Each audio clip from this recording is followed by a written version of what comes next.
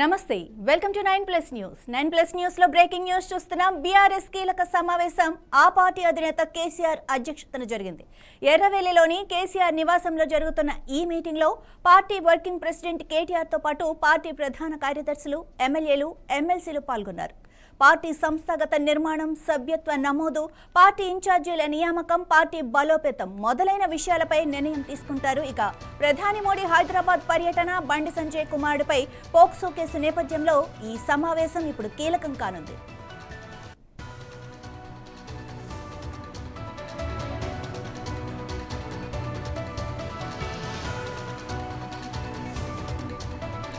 Right, ఇదే అంశం గురించి మరింత సమాచారాన్ని మా ఎగ్జిక్యూటివ్ ఎడిటర్ సిఎస్ఆర్ అందిస్తారు. సో చెప్పండి, అసలు ఏం జరుగుతోంది, ఎందుకు సడన్ మీటింగ్?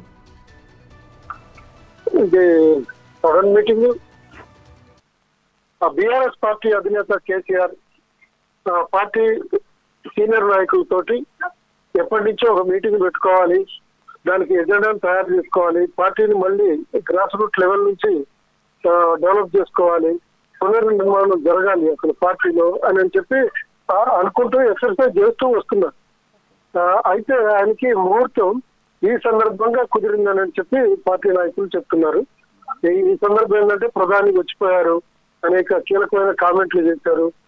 ప్రధాని రేవంత్ రెడ్డి మధ్య ఉన్నటువంటి సంబంధాలు కూడా ఇప్పుడు హాట్ టాపిక్ గా మారిపోయినాయి. ఇలాంటి పరిస్థితుల్లో మనం ఎలాంటి నిర్ణయాలు తీసుకోవాలి? మళ్ళా బండి సంజయ్ దొరికాడు. ఆయన కుమారుడు రూపంలో మనం విమర్శించడానికి అనుకూలమైనటువంటి అంశాలన్నీ దొరికినాయి. దాన్ని ఏ విధంగా తీసుకోవాలనేటువంటి అంశాలన్నీ చర్చించడం, అదే కాకుండా అసెంబ్లీ నియోజకవర్గాల వారీగా కొత్తగా ఇన్ఛార్జీలు నియామకం చేయాలి. గతంలో ఓడిపోయిన వాళ్ళకే ఇవ్వాలా, లేకపోతే పార్టీకి కష్టపడి పనిచేసి అయినప్పటికీ కూడా ఓడిపోయిన వాళ్ళని కూడా గుర్తుపెట్టుకొని మరి ఇవ్వాలా, లేకుంటే ఓటమినే క్రైటీరియాగా తీసుకొని ఇన్ఛార్జీలను మార్చాలి.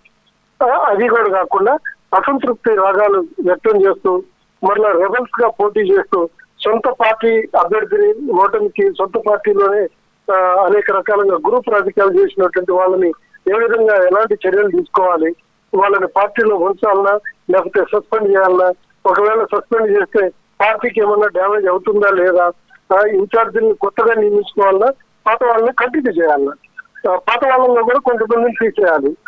మనకి సర్వేలు అంటే పార్టీ నిర్వహించుకున్నటువంటి అంతర్గత సర్వేలు ఏం చేస్తున్నాయి, ఎలాంటి ఫలితాలు మనకి వస్తాయి, ఇదే టీము ఇలానే కొనసాగితే భవిష్యత్తులో మనం విజయాలు సాధిస్తామా, లేకపోతే ఇప్పటి గత ఎన్నికల ఫలితాలే పునరావృతం అవుతాయా అనేటువంటి అంశాలన్నిటి కూడా కూలంకషంగా చర్చించుకోవడమే కాకుండా జిల్లా స్థాయిలో కూడా జిల్లాకి ఒక అధ్యక్షుడిని, అంటే ఉమ్మడి జిల్లాల అధ్యక్షుల్ని పెట్టాలన్నా, విభజన జిల్లాలని అధ్యక్షుల్ని పెట్టాలన్నా అని చెప్పేటువంటి అంశాలను కూడా చాలా సీరియస్ గా చర్చలు జరుపుతున్నారు. టోటల్ గా ఏంటంటే పార్టీని ఒక ప్రక్షాళన దిశగా చేయాలి. సంపూర్ణంగా ప్రక్షాళన చేస్తేనే మనకి భవిష్యత్తు ఉంటుంది.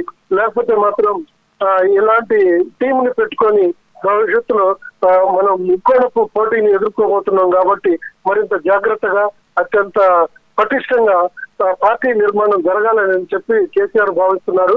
అందులో భాగంగానే సుదీర్ఘంగా చర్చలు అయితే జరుగుతున్నాయి, చాలా హాట్ చర్చలు జరుగుతున్నాయి. మరి ఈవినింగ్ కల్లా మనకి అసలు ఇంటర్నల్ గా ఏం జరిగింది, ఎలాంటి నిర్ణయాలు తీసుకున్నారు, పైకి మీడియాకి వివరించేటువంటి నిర్ణయాలన్నీ ఒక ఎత్తు, అవి కాకుండా తెర వెనుక తీసుకున్నటువంటి సొంత నిర్ణయాలు అంటే కొన్ని గ్రూప్ లో తీసుకునే నిర్ణయాల్ని ఎలాగో బయటకు చెప్పరు, మీడియాకి అధికారికంగా చెప్పరు, కాకుంటే వాటిని మనకి మనం తెలుసుకునే ప్రయత్నం కూడా ఉంది, అది చేస్తాము. అందువల్ల ఈవినింగ్ కల్లా మొత్తం అసలు బీఆర్ఎస్ పార్టీ ఎలాంటి ఫైటింగ్ స్పిరిట్ తో వచ్చే ఎన్నికలకి పునాదులు వేస్తుంది, ఎలాంటి సంస్కరణలు తీసుకుంటుంది, పార్టీలో పార్టీ నిర్మాణాన్ని ఏ విధంగా చేయబోతుంది అనేటువంటి అంశాలని మరికొద్ది సేపట్లో మనకి స్పష్టంగా తెలుస్తాయి. మరి రైట్, థ్యాంక్ యూ సిఎస్ఆర్ గారు.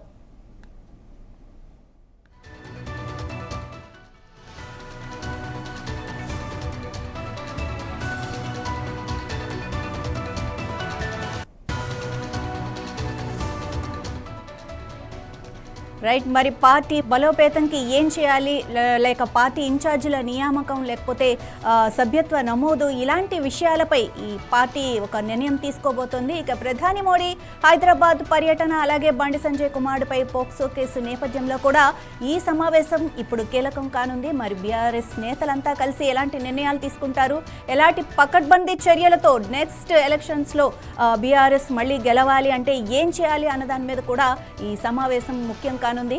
మరి మరింత సమాచారం కోసం చూస్తూనే ఉండండి 9+ న్యూస్.